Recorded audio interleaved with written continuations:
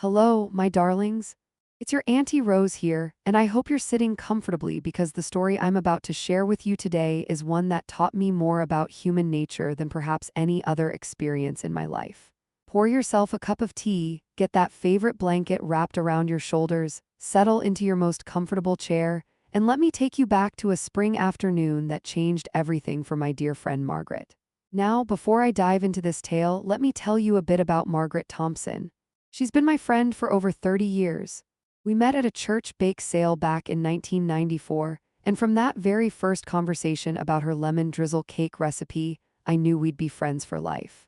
Margaret is the kind of woman who remembers everyone's birthday, who always has a spare umbrella to lend when it's raining, who brings soup to neighbors when they're ill, and who notices things. Oh yes, Margaret notices things that most people would simply walk right past. She's in her late 60s now, a widow of 12 years.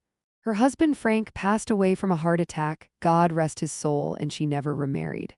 Instead, she threw herself into her community, volunteering at the local library every Tuesday and Thursday, tending to her spectacular rose garden that wins awards at the annual village show, and keeping a watchful but never intrusive eye on her quiet neighborhood in suburban Manchester.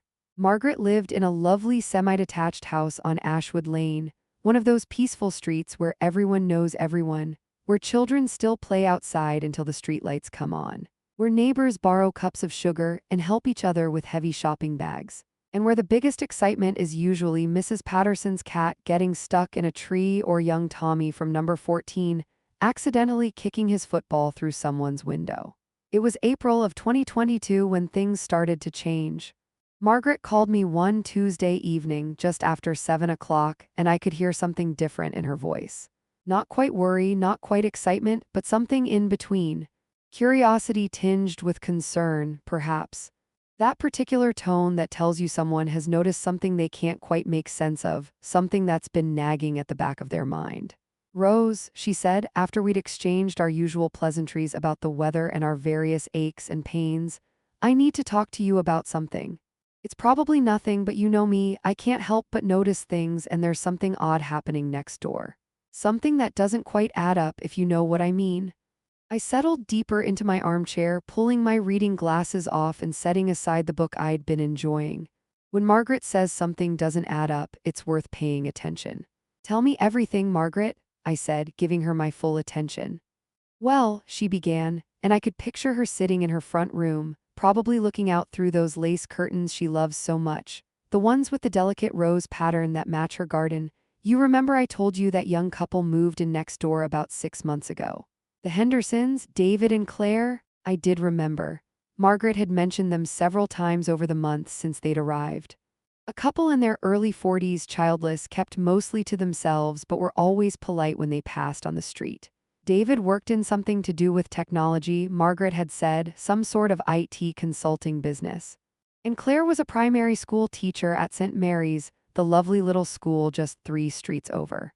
They seemed like perfectly ordinary, pleasant neighbors, the kind of people you'd wave to in the morning and chat with briefly about the weather or the state of the local roads. Of course I remember, I told her. What about them? Have they been causing problems? Margaret paused, and I heard her take a sip of what I presumed was her evening chamomile tea. She always has chamomile in the evening, says it helps her sleep. It's probably silly, Rose, but over the past 3 weeks I've noticed some strange things. Strange deliveries, strange visitors, strange hours being kept. And the thing is, the thing that really bothers me, I don't think Claire knows about any of it. I don't think she has the slightest idea what's going on in her own home. Now, my darlings, I know what some of you might be thinking. You're thinking Margaret was being a nosy neighbor, poking her nose where it didn't belong, spying on people who deserve their privacy. But let me tell you something about true community, about truly caring for the people around you. There's a difference between being nosy and being observant. There's a difference between gossiping for the sake of drama and genuinely being concerned about someone's welfare. Margaret was the latter, always had been. She wasn't the type to stand at her window with binoculars, cataloging everyone's comings and goings. But she was the type to notice when something seemed off, when patterns changed, when something in her peaceful little street didn't feel quite right. What kind of strange things? I asked, leaning forward in my chair, my curiosity fully engaged now. Margaret's voice dropped lower even though she was alone in her house and there was no one to overhear her. It's funny how we do that when we're sharing something that feels secretive, isn't it? It started about 3 weeks ago, maybe a bit more.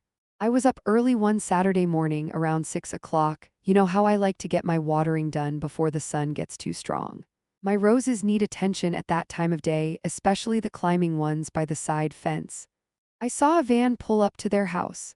Not a regular delivery van from Amazon or Royal Mail, mind you, but one of those plain white ones with no markings, no company name, nothing. 3 men got out and they started unloading boxes.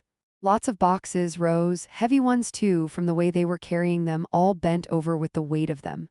Maybe they were just getting some furniture delivered, I suggested, playing devil's advocate as I often do. Or perhaps some equipment for David's work. People often have lots of equipment, don't they? Computers and servers and whatnot? That's what I thought at first, Margaret replied, and I could hear the slight frustration in her voice that told me she'd been going over this in her mind repeatedly. But here's the thing that struck me as odd. Claire left for work at her usual time, around 7:45. She walked right past that van, said good morning to the men quite cheerfully, and went on her way like it was the most normal thing in the world. But Rose, she didn't seem at all curious about what they were delivering. Didn't ask them any questions, didn't peek in the van, nothing. She just smiled, said hello, and drove off to school. Perhaps David had told her about the delivery, I suggested. Perhaps, Margaret said slowly. But when she came home that evening, David was standing on the front step waiting for her. I saw them through my window, quite clearly. He was smiling, kissing her hello, putting his arm around her shoulders, acting like it had been just another ordinary day. Acting like nothing unusual had happened at all. But Rose, those boxes never came back out. And I never saw any new furniture appear in their house. No new sofa being arranged in the front room, no new dining table visible through the window. Nothing changed that I could see. I frowned, setting my teacup down on the side table. That is odd, but perhaps they were putting things in storage, in their garage or basement. Some people do like to buy things and keep them stored away for later. Perhaps, Margaret said again, but she didn't sound convinced at all. But Rose, that was just the beginning. That was the first thing I noticed, but it's what came after that really got me worried. Last week, I noticed that several nights after Claire's car is gone, after she's driven off to her book club on Tuesday evening or her yoga class on Thursday, or when she goes to visit her mother on Saturday afternoons, different cars pull up to the house. Really nice cars, Rose. Mercedes, BMWs, Audis. I even saw a Bentley one night, can you imagine? A Bentley on our little street. Men in expensive suits get out, they look around as if checking whether anyone's watching, then they go into the house through the side door, not the front. And they stay for an hour, maybe 2, then they leave, usually one at a time, not all together. This happens too, sometimes 3 times a week, always when Claire isn't home. My interest was well and truly piqued now. This was going beyond simple deliveries or work meetings. Have you spoken to Claire about any of this? Asked her casually if everything's all right at home? That's just it, Margaret said, and I could hear the frustration and concern mixing in her voice now. I bumped into Claire at Tesco just yesterday afternoon. We had a lovely chat by the vegetable section. She was buying ingredients for a shepherd's pie, talking about how David loves her shepherd's pie, how it's his favorite meal. She seemed so happy, Rose, genuinely happy, genuinely content. She talked about maybe taking a holiday to Scotland this summer, about how well things are going at her school, about how one of her students just won a regional writing competition. She didn't seem like a woman who has any idea that something unusual is happening in her own home. She didn't seem worried or stressed or suspicious. She seemed like someone living a perfectly normal, happy life. We talked for another hour that evening, going over every detail Margaret had noticed. The way David seemed nervous when he checked the mail, constantly looking over his shoulder. How he'd installed a new lock on their basement door, a heavy-duty padlock that seemed excessive for a residential basement. The fact that he'd started insisting on taking the rubbish bins out himself every collection day, something he'd never done before. Claire had mentioned once that she'd always handled the bins because David found it beneath him, but suddenly he was very particular about doing it himself. The expensive watch she'd noticed on his wrist the other day, despite the fact that Claire had mentioned just last month they were trying to save money for a new car and were being careful with their spending. After we hung up, I sat in my living room for a long while, thinking about everything Margaret had told me. The mantel clock ticked steadily, marking the passage of time, and I watched the last light of day fade from the sky outside my window. I've lived long enough to know that when pieces don't fit together, there's usually a reason. And I've lived long enough to know that sometimes, turning a blind eye to something wrong is the worst thing you can do. But I've also lived long enough to know that jumping to conclusions can be dangerous, that sometimes there are perfectly innocent explanations for things that seem suspicious. Over the next 2 weeks, Margaret kept me updated almost daily. The pattern continued, steady and consistent. The mysterious visitors during Claire's absences. The expensive cars that seemed so out of place on their modest street. The way David would check his phone constantly whenever they were in the front garden together, his face tight with concentration, his fingers moving rapidly over the screen. Margaret even noticed that he'd started parking his car in the garage, something he'd never done before in all the months they'd lived there. He'd always left it on the drive, often blocking Margaret's view when she was trying to back out of her own driveway, but suddenly he was being very careful to tuck it away out of sight. Then came the day that changed everything, the day when suspicion turned into certainty, when observation turned into action. It was a Thursday afternoon in late April, one of those beautiful spring days when the sky is impossibly blue and the air smells of flowers and fresh grass. Margaret was in her front garden, deadheading her roses, carefully snipping off the faded blooms to encourage new growth. She was working on her prized peace roses, the ones with the beautiful yellow and pink petals, when she heard raised voices from next door. Now, Margaret isn't the type to eavesdrop intentionally, but when you're separated from your neighbors by just a thin privet hedge, when you're both in your front gardens on a quiet afternoon, sometimes you can't help but hear things. Sound carries, especially when people are upset and their voices rise above their normal volume.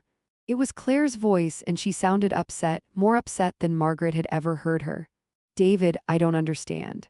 The bank called me today at school. They had to pull me out of my classroom during a lesson. They said there's been unusual activity on our joint account. Large withdrawals I don't know anything about. £5,000 last week alone. £5,000, David? Where has that money gone?" Margaret froze, her secateurs held midair above a wilting bloom. She didn't want to eavesdrop, but she couldn't very well announce her presence now, and she couldn't unhear what she'd already heard. David's voice came next, lower, smoother, with that particular tone men sometimes use when they're trying to calm an upset woman. "Claire, darling, please don't get so worked up about this. I told you about that, remember?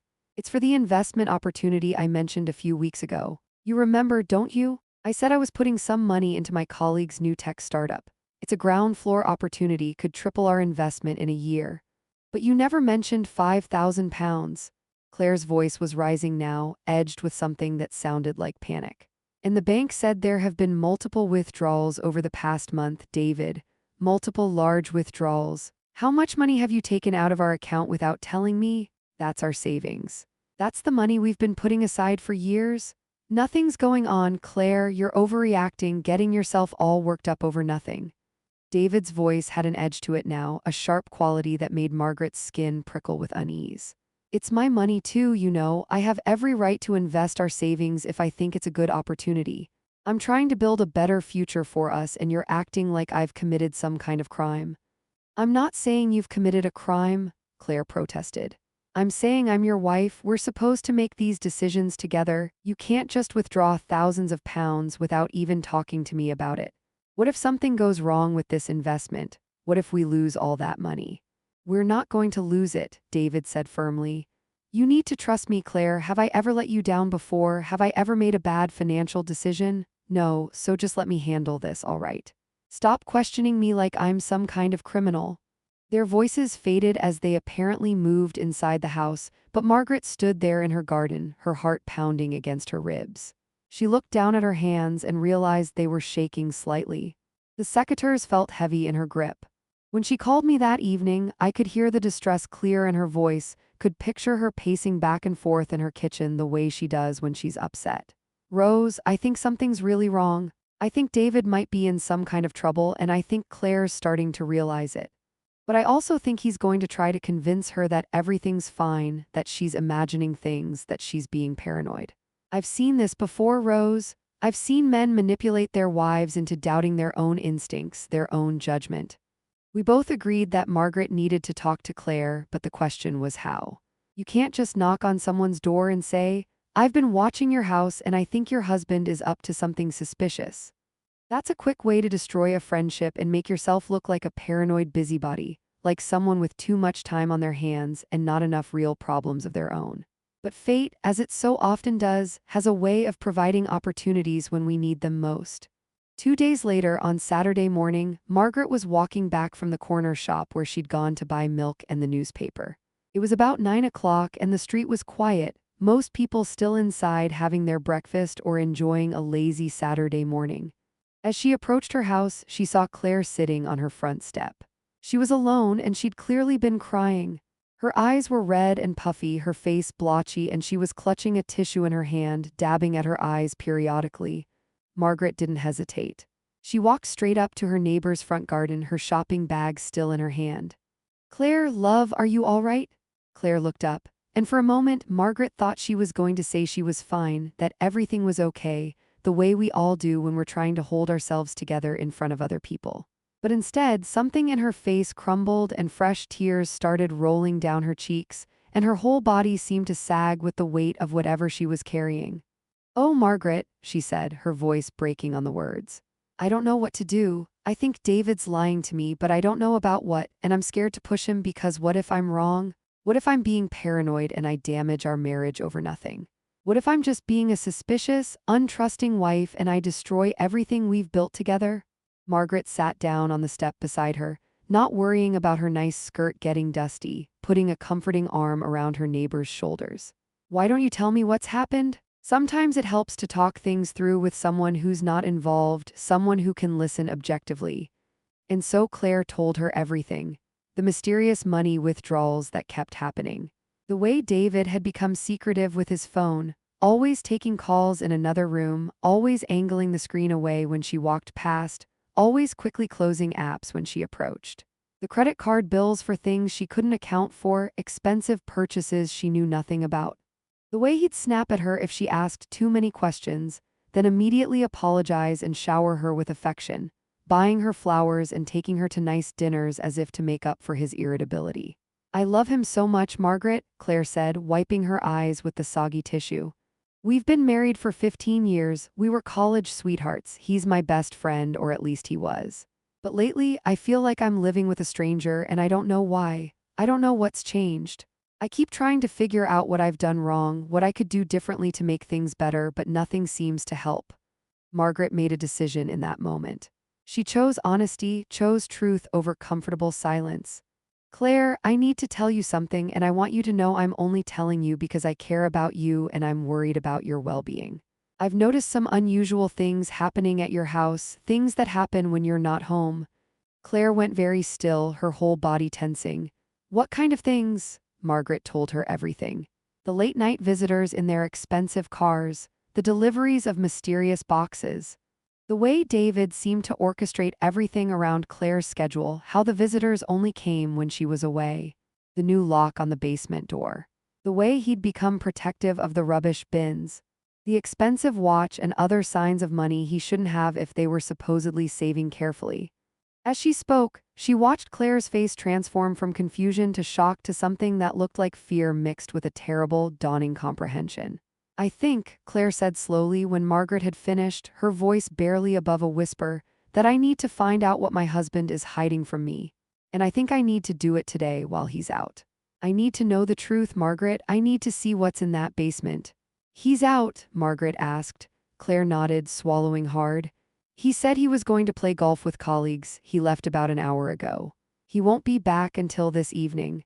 She paused, looking at her house as if seeing it for the first time, as if it had suddenly become unfamiliar to her. "Margaret, would you help me? Would you come with me? I'm scared to look alone. What if it's something terrible? What if it's worse than I can imagine? My darlings, I want you to understand something." What Margaret did next, what she agreed to, wasn't about being nosy or dramatic. It wasn't about satisfying curiosity or having something to gossip about. It was about being there for someone who was frightened and alone. It was about friendship in its truest form, about standing beside someone when they need you most. Together, they went into Claire's house. It looked perfectly normal at first glance. The living room was tidy, decorated in soft neutrals with pops of blue. Family photos sat on the mantelpiece, showing Claire and David on their wedding day on various holidays, smiling and happy. Claire's school books were stacked neatly on the coffee table, a purple pen lying on top, ready for her to grade papers. The kitchen was clean, dishes done and put away, a bowl of fresh fruit on the counter, everything in its place. It looked like the home of a perfectly ordinary, happy couple. But when they reached the door to the basement, the one Margaret had seen David put a new lock on, they found it secured with a heavy-duty padlock, the kind you might use on a storage unit or workshop, not a residential basement. "I've never been locked out of my own basement before," Claire said, staring at it with a mixture of disbelief and growing anger. "We keep the Christmas decorations down there, old furniture, boxes of things from when we were first married. Why would David lock it? What could possibly be down there that he needs to keep locked away from me?" "Do you have a key?" Margaret asked gently. Claire shook her head, her jaw setting in determination. "I've never seen a key. I didn't even know he'd put a lock on it until this moment." She looked at Margaret, her face pale but resolute. "Should we call the police?" "And tell them what?" Margaret said practically, though not unkindly. "That your husband locked his own basement? That's not illegal, love. We need to know what we're dealing with first. We need to see what's down there before we can decide what to do about it." Claire disappeared for a moment and came back with a red metal toolbox, the kind with multiple compartments and a good array of tools. Her hands were shaking as she pulled out a hammer and screwdriver. "My father taught me how to remove a lock once," she said, her voice steadier now, anger starting to override fear. "Said every woman should know basic home maintenance, should know how to take care of her own property. I never thought I'd be using those skills to break into my own basement." It took them 20 minutes of careful work, but they got the lock off. The metal gave way with a final twist, clattering to the floor with a sound that seemed incredibly loud in the quiet house. The door swung open, revealing a dark staircase leading down into the basement. Claire found the light switch and flicked it on. Together, they descended into the basement, neither quite knowing what they would find, but both braced for something significant. What they found, my darlings, was something neither of them expected, something that exceeded even Margaret's suspicions. The basement had been completely transformed from a storage space into something else entirely.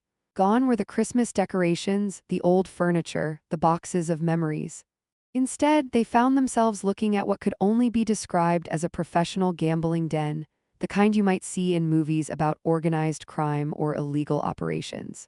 There were 3 poker tables, proper professional ones with green felt tops and cup holders built into the edges. Each table had comfortable leather chairs arranged around it. A roulette wheel stood in one corner, gleaming under spotlights that had been professionally installed. Stacks of playing cards, still in their plastic wrapping, were arranged on a side table alongside poker chips in various denominations. A bar had been set up along one wall, fully stocked with expensive whiskeys, gins, vodkas, and wines, bottles that cost hundreds of pounds each. The walls had been painted a deep burgundy red, and sophisticated lighting had been installed overhead, creating the ambience of an upscale casino. There was even a sound system, speakers mounted in the corners, probably playing music during the games. But it was what they found when Claire opened a cupboard along the far wall that made the full scope of the operation clear. Ledgers. Multiple notebooks filled with names, dates, amounts of money in neat columns. Payment records showing thousands of pounds changing hands. IOUs signed by various people, some for staggering amounts. A safe sat in the bottom of the cupboard, locked, but when Claire managed to open it using their wedding anniversary as the combination, they found it contained bundles of cash. Tens of thousands of pounds in cash, neatly organized and banded. Margaret watched as Claire sank into one of the poker chairs, her face white as paper, her hands gripping the armrests so hard her knuckles turned white. "He's been running an illegal gambling operation," she whispered, her voice hollow with shock. "In our home, beneath our bedroom. While I've been sleeping upstairs, teaching children, living my normal life, going about my days thinking everything was fine, he's been running an illegal casino in our basement. He's been bringing criminals into our home." The pieces all fell into place then, like a puzzle suddenly revealing its complete picture. The expensive cars were wealthy clients who wanted to gamble without the scrutiny of legal casinos. The deliveries were equipment and supplies. The secretive behavior was David trying to keep his wife in the dark about the fact that he'd turned their basement into a gambling den. The money withdrawals were probably to pay for construction and equipment. The new lock was to keep Claire from discovering what he'd done. Margaret pulled out her phone, her fingers finding the emergency number. "Claire, we need to call the police right now." But Claire held up her hand, her face still pale but her jaw set. "Wait, please, Margaret, I need to think. I need a moment to process this." She stood up, walked around the basement, taking in every detail. "If we call the police right now, David will be arrested. He could go to prison, our lives will be destroyed, everyone will know. My school, my colleagues, my family, our friends, everyone in the neighborhood. Everything we've built together will be gone. My whole life will become about this scandal." "But love," Margaret said gently, sitting down in the chair next to her, "he's already destroyed it. He's been lying to you for months, maybe longer. He's been committing crimes in your shared home, putting you at risk every single day. What if the police had raided this place? What if they'd come crashing through the door one night while you were asleep upstairs? You could have been implicated in this. You could have lost your teaching license, your reputation, everything you've worked for. You could have gone to prison yourself as an accessory." The tears came then, really came, great heaving sobs that shook Claire's whole body. Margaret held her neighbor while she sobbed, letting her cry out all the shock and betrayal and fear. When Claire had calmed down enough to speak, she said something that broke Margaret's heart into pieces. "I keep thinking about all those evenings when I went to book club or yoga or to visit my mother. All those times when I'd come home and he'd be there, smiling at me, asking about my day, making me tea, acting like he'd just been watching television or working on his laptop. All those lies, all that deception. Every kiss, every I love you, every conversation about our future together. How much of it was real? How long has this been going on? Months, a year, more. How much of our marriage has been built on lies?"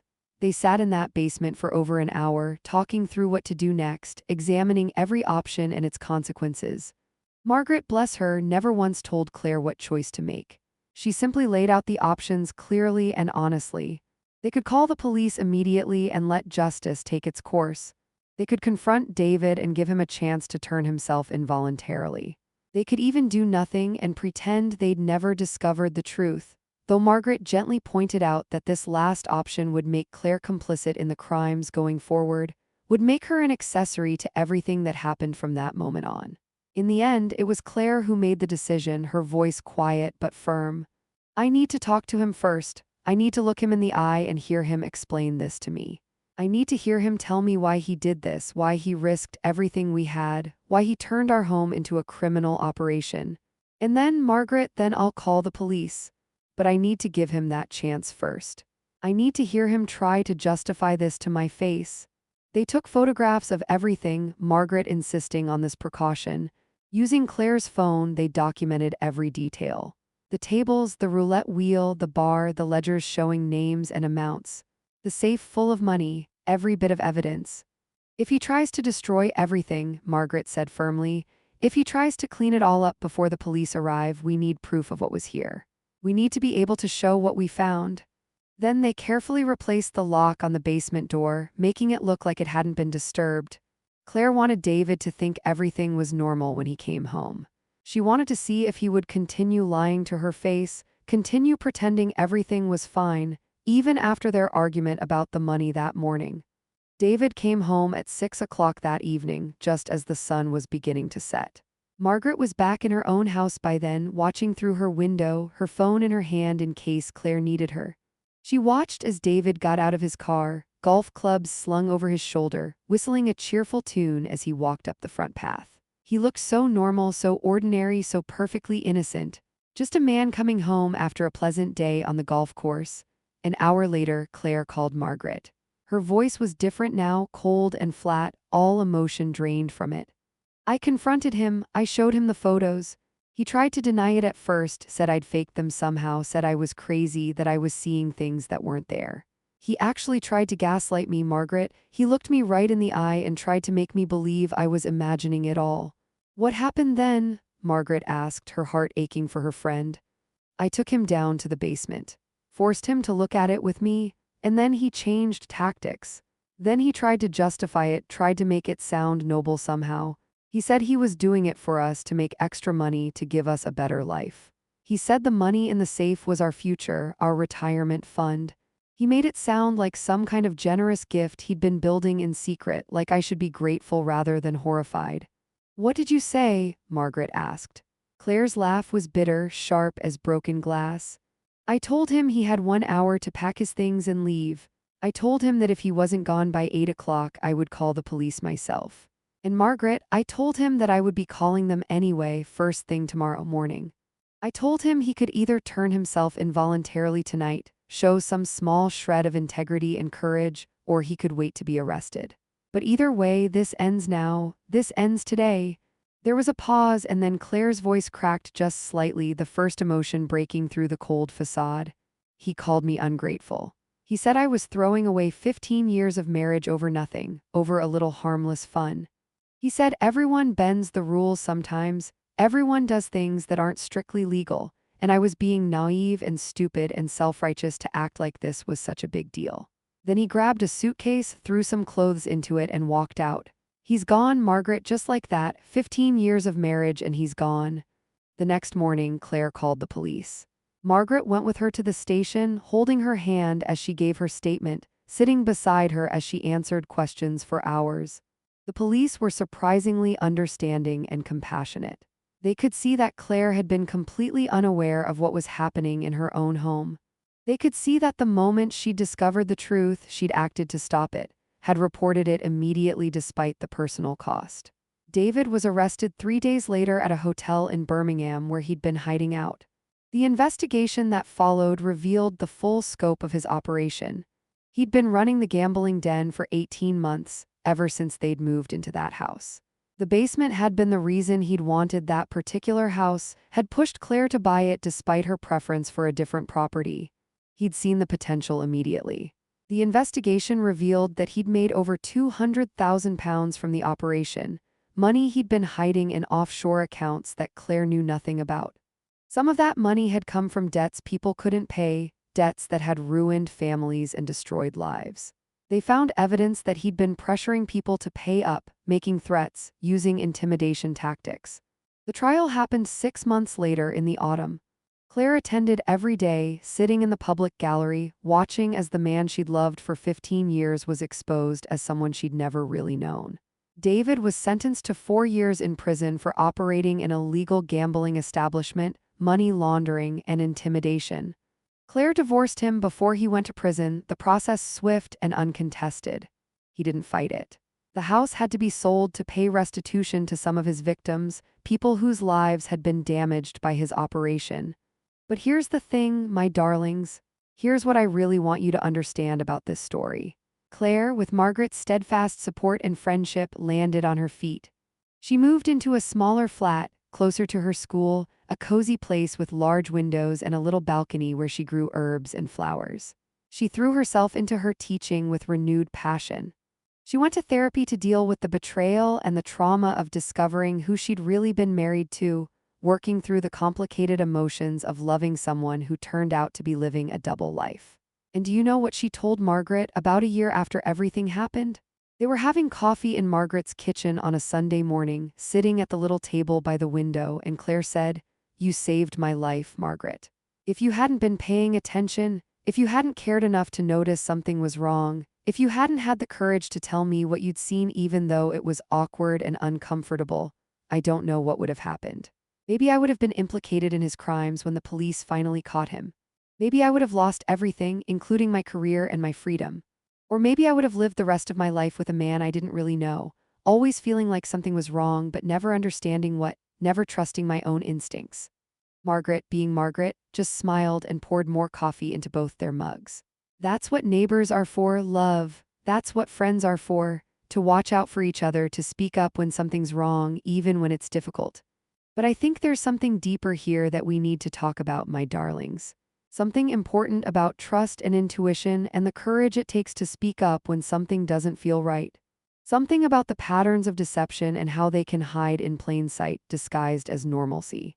Now, there's a part of this story I haven't told you yet, something that happened about 3 months after David went to prison. Claire received a letter at her new flat forwarded from the old house address. It was from a man named Robert Harrison, and he explained that he'd been one of the people gambling in her basement. He was a successful accountant, married with 3 teenage children, had a nice home in Cheshire, and from the outside his life looked perfect. But he'd gotten caught up in David's gambling den, and it had nearly destroyed him. Robert wrote that he'd started going to the games just for fun, just for the thrill of it. A colleague had invited him, said it was exclusive, exciting, a chance to play high-stakes poker with other professionals.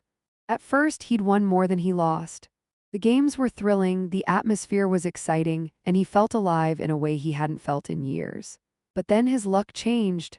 He started losing and he kept going back, convinced he could win it all back. He'd lost over £50,000 over the course of 6 months. He'd taken out loans he couldn't afford. He'd maxed out credit cards. He'd borrowed money from friends with lies about medical emergencies and home repairs. His marriage was hanging by a thread because he'd become distant and secretive, irritable and defensive when his wife asked questions about money. His teenage daughter had started having anxiety attacks because she could feel the tension in the house, even though she didn't know the cause. When David was arrested and the operation was shut down, Robert said it was like being pulled back from the edge of a cliff. It forced him to face what he'd become, what he'd been doing to himself and his family. He'd gone into treatment for gambling addiction, had been clean for 3 months. He'd confessed everything to his wife, and they were in counseling together, working to rebuild their marriage. He'd set up payment plans to repay all the money he'd borrowed. It would take years, but he was doing it. If that basement had kept operating, he wrote in his letter, I don't know where I'd be now. Probably divorced, probably bankrupt, possibly worse. I might have done something desperate. I was in a dark place and I couldn't see any way out. Your courage to report what was happening, even though it cost you your marriage and caused you pain, saved me. It saved my family.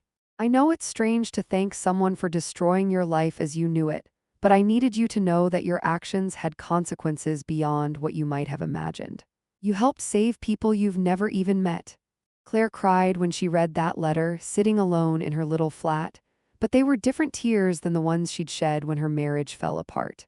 These were tears of understanding, of recognition that even in the midst of her own pain and loss, something good had come from her decision to face the truth.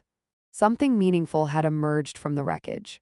She wrote back to Robert, thanking him for his letter, telling him how much it meant to her to know that her suffering hadn't been entirely pointless. They never met in person, but they exchanged several letters over the following months, and Claire said it helped her heal, knowing that she'd played a part in helping someone else find their way back from the brink.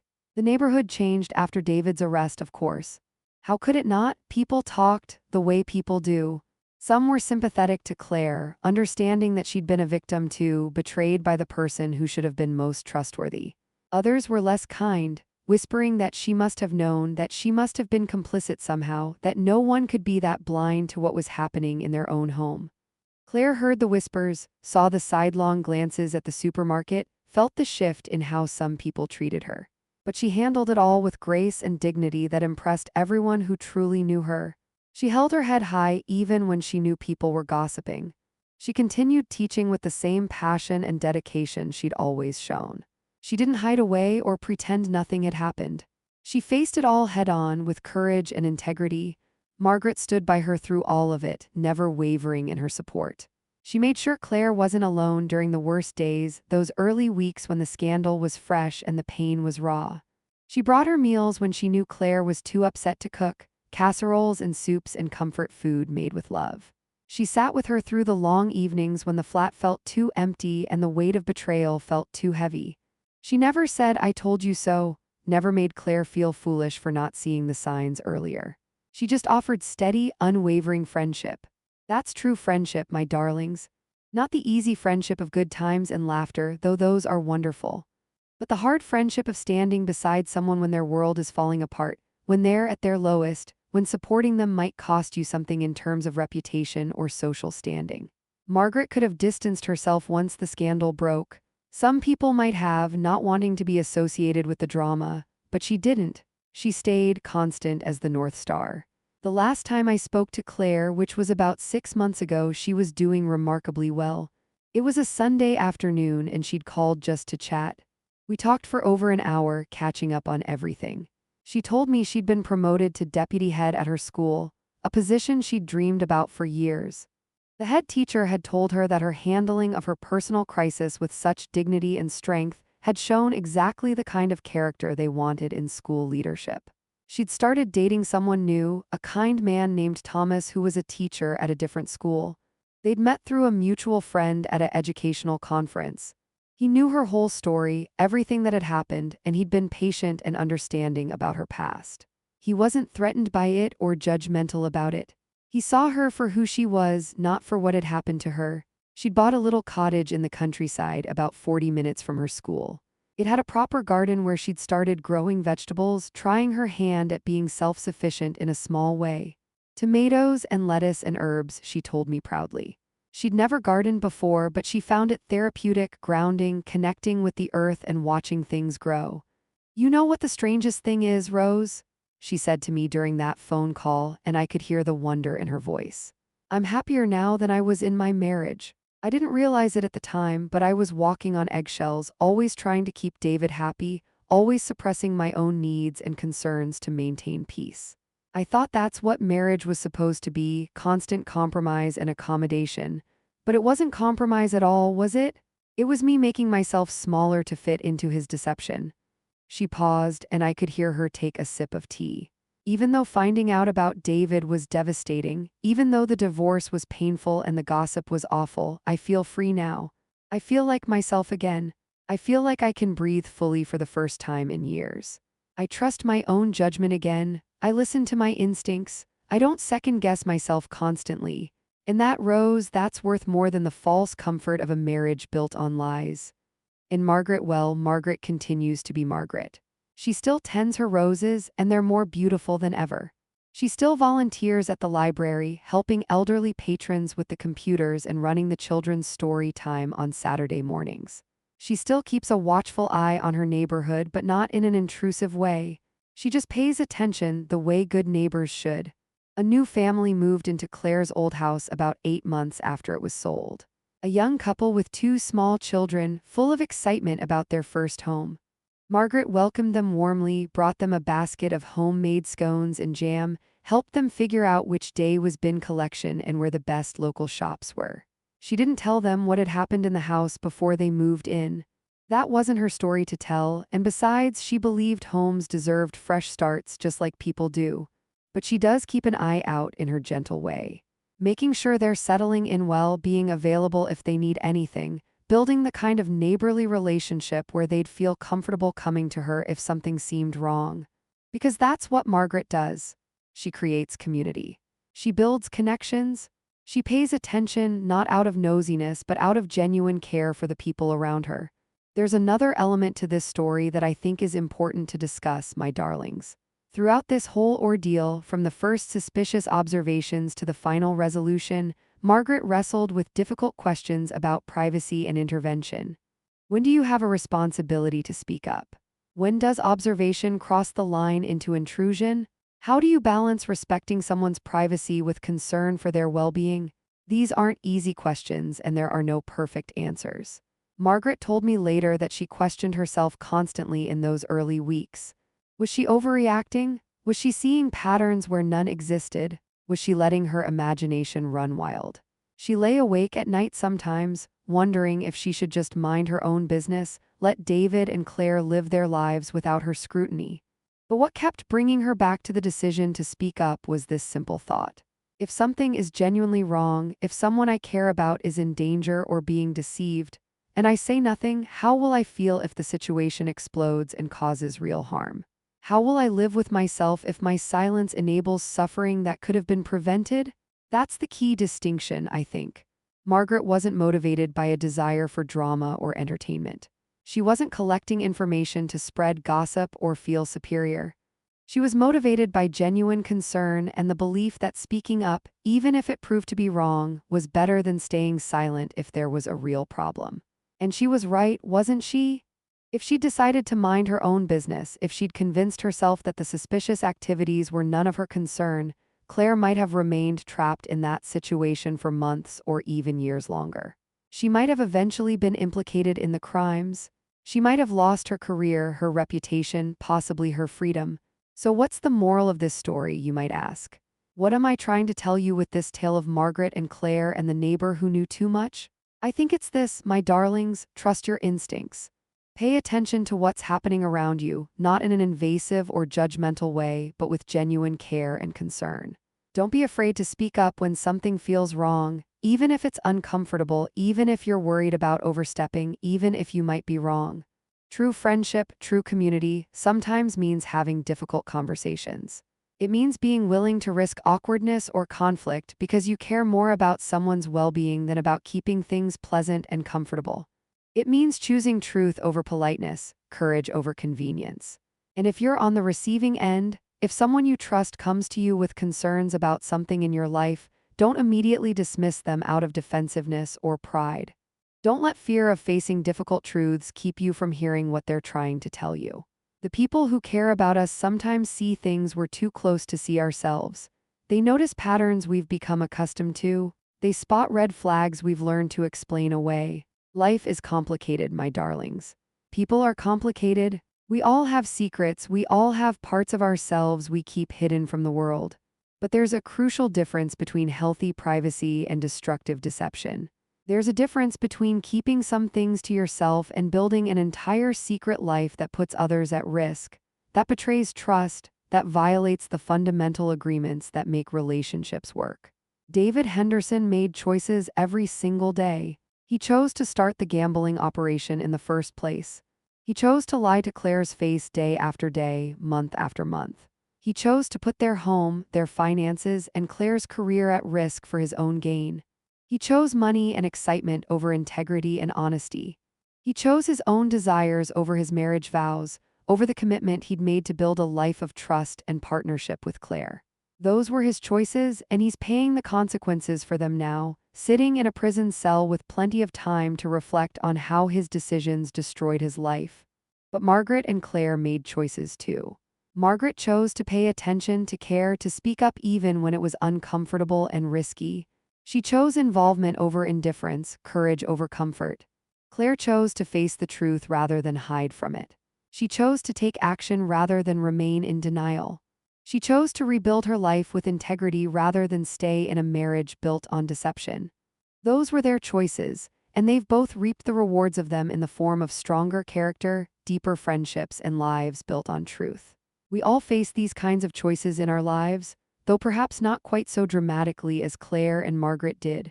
We all have moments where we see something that doesn't quite add up, where we sense something is wrong beneath the surface, where we have to decide whether to speak up or stay silent.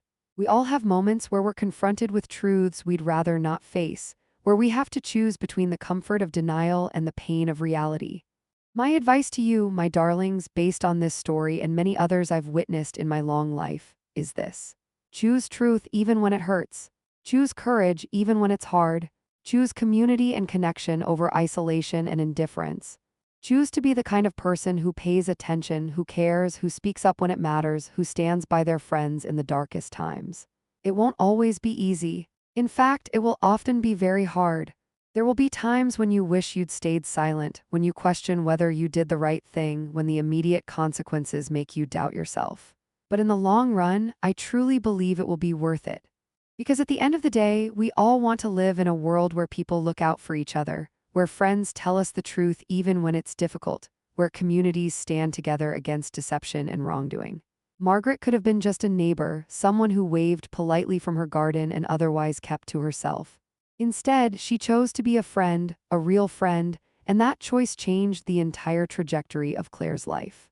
It potentially saved her from legal consequences, definitely saved her from years more of living a lie, and gave her the opportunity to rebuild her life on a foundation of truth. Claire could have stayed in denial when confronted with evidence of David's deception. Many people do exactly that when faced with painful truths about the people they love. She could have made excuses for him, convinced herself it wasn't really that bad, chosen the comfort of ignorance over the pain of knowledge. But she didn't. She chose to face reality no matter how much it hurt, and that choice freed her to build a better, more authentic life. So the next time you notice something that doesn't feel quite right, The next time your instincts tell you something's wrong beneath the surface, don't ignore it. Trust yourself. Trust those gut feelings that come from years of life experience and observation. And if you're brave enough, if the situation warrants it, speak up. Do it with kindness, do it with tact, but do it. You might just be the person who saves someone from a disaster they don't even know is coming. You might be the one who helps them see what they're too close to see themselves. And if someone comes to you with concerns, even if they seem outlandish at first, even if they're hard to hear, listen. Really listen. Don't dismiss them out of hand because the truth is uncomfortable. Don't shoot the messenger because the message is painful. They might be offering you a perspective you desperately need, a wake-up call that could save you from years of deception or harm. One final thought before I close this story, my darlings. In the months after everything happened, Margaret told me something that I've never forgotten.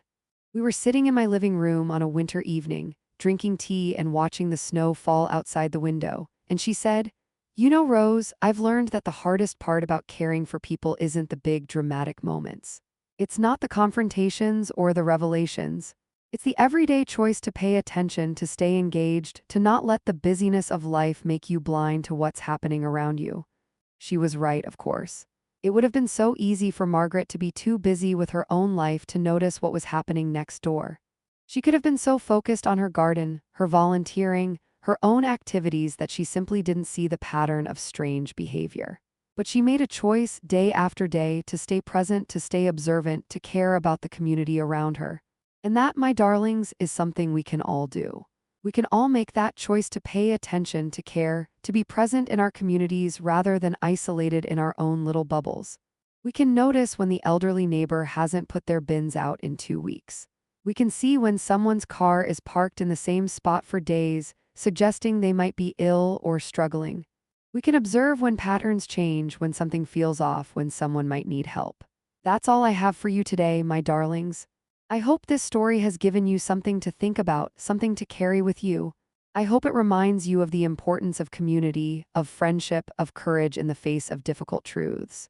I hope it encourages you to trust your instincts, to speak up when something feels wrong, and to listen when others speak up to you.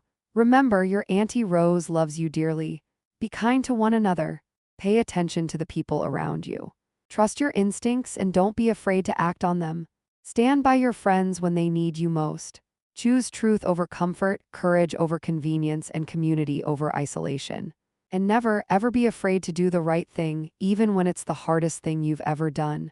Because doing the right thing, even when it's difficult, even when it costs you something, is what builds character.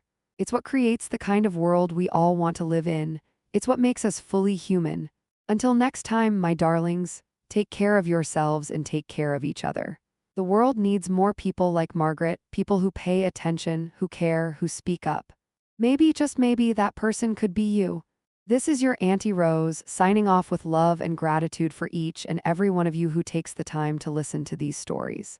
May you always have the courage to see the truth, the strength to face it, and the wisdom to act on it.